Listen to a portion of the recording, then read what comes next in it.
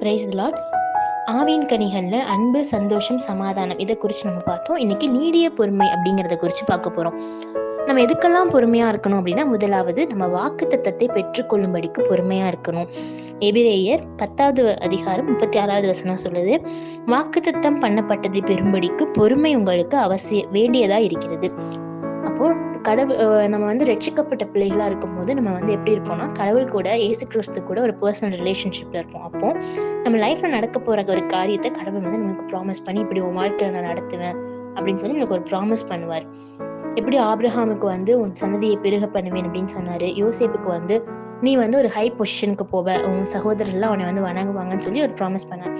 அந்த மாதிரி நம்ம லைஃப்லயே ஒரு ப்ராமிஸ் பண்ணுவார். அப்படி ஒரு ப்ராமிஸ் பண்ணும்போது நம்ம எப்படி இருக்கணும்னா, பொறுமையோட அந்த ப்ராமிஸ்க்காக காத்திருக்கணும் அப்படின்னு வசனம் சொல்லுது. அப்படி கடவுள் ஒரு ப்ராமிஸ் பண்றாரு அப்படின்னா, சிச்சுவேஷன், நம்மளை சுத்தி இருக்கிற சிச்சுவேஷன் அப்படியே எக்ஸாக்டா ஆப்போசிட்டா இருக்கும். ஆபிரகாமுக்கு குழந்தை பிறக்கும், அவன் சந்ததியை பெருக பண்ணுவேன்னு சொல்றாரு. ஆனா அவருக்கு வயசு பார்த்துட்டீங்கன்னா 75 தாண்டி போயிட்டு இருக்கு.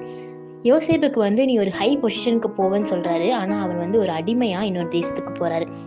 அந்த மாதிரிதான் கடவுள் என்ன ப்ராமிஸ் பண்றாரோ அதுக்கு ஆப்போசிட்டா அவங்க சிச்சுவேஷன் இருக்கும். ஆனா அந்த டைம்ல நம்ம என்ன பண்ணணும் அப்படின்னா, அவர் சொன்னதை மட்டும் நம்ம ஞாபகத்துல வச்சுக்கிட்டு அந்த ஒரு பாதையில நம்ம பொறுமையோட ஓடணும்.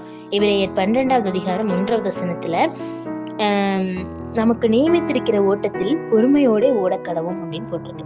சோ அந்த பாத்துல நம்ம பொறுமையா ஓடணும். அப்படி நம்ம அவர் சொன்ன வாக்குத்தத்தத்தை நம்பி ஓடும் போது கண்டிப்பா ஒரு நாள் அது நிறைவேறும். உடனே அது நிறைவேறுமா அப்படின்னு கேட்டா கண்டிப்பா கிடையாது. அது டைம் எடுக்கும். எவ்வளவு நாள் அப்படின்னா, நம்ம வாழ்க்கையில அந்த ப்ராமிஸ் எந்த டைம்ல நிறைவேறணுமோ பெர்ஃபெக்டான டைமிங்ல நடக்கும். கடவுளுக்கு அந்த டைமிங் கரெக்டா தெரியும். ஸோ அந்த டைமிங்ல நடக்கும். ஆபிரகாமுக்கு 75 வயசுல சொல்றாரு, ஆனா 100 வயசுலதான் அது நிறைவேறுது. யோசேப்புக்கு 17 வயசுல கனவு வருது, ஆனா 30 வயசுலதான் அது நிறைவேறுது. ஸோ அது தாமதமாகலாம், லேட் ஆகலாம், ஆனா கண்டிப்பா நடக்கும். ஆபகுக் 2:3 சொல்லுது, அது தாமதித்தாலும் அதற்கு காத்திரு, அது நிச்சயமா நடக்கும் அப்படின்னு. ஸோ நம்ம என்ன பண்ணணும்னா, லேட் ஆகுது, என்ன அவர் சொல்லி இவ்வளவு நாள் ஆச்சு, நடக்கவே மாட்டேங்குது அப்படின்னு சொல்லி சோர்ந்து போகாம அவருடைய ப்ராமிஸ்க்காக நம்ம வெயிட் பண்ணி பொறுமையோட காத்திருக்கணும். அப்படி நம்ம பொறுமையோட காத்திருக்கும் போது கண்டிப்பா ஒரு நாள் அந்த ப்ராமிஸ் நிறைவேறும்.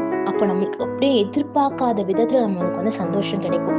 பைபிள் சொல்லுது, 2 நாளாய் காத்திருப்பது இருதயத்தை இளைக்க பண்ணும், விரும்பினது வரும்போதோ ஜீவ விருட்சம் போல் இருக்கும்.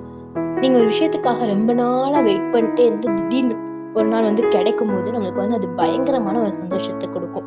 அந்த மாதிரிதான் நம்ம கடவுள் நம்மளுக்கு ஒரு ப்ராமிஸ் பண்றாருன்னா அதுக்காக நம்ம வெயிட் பண்ணும்போது கண்டிப்பா அது ஒரு நாள் நடக்கும். அப்படி நடக்கும்போது நம்ம பயங்கர சந்தோஷத்துக்குள்ளாகும். இப்படி நம்ம பொறுமையோட காத்திருந்தா கடவுள் நம்மளை ஆசீர்வதிச்சு தெரிந்து கொள்ளப்பட்டவர்களா மாற்றுவார். தேங்க்யூ.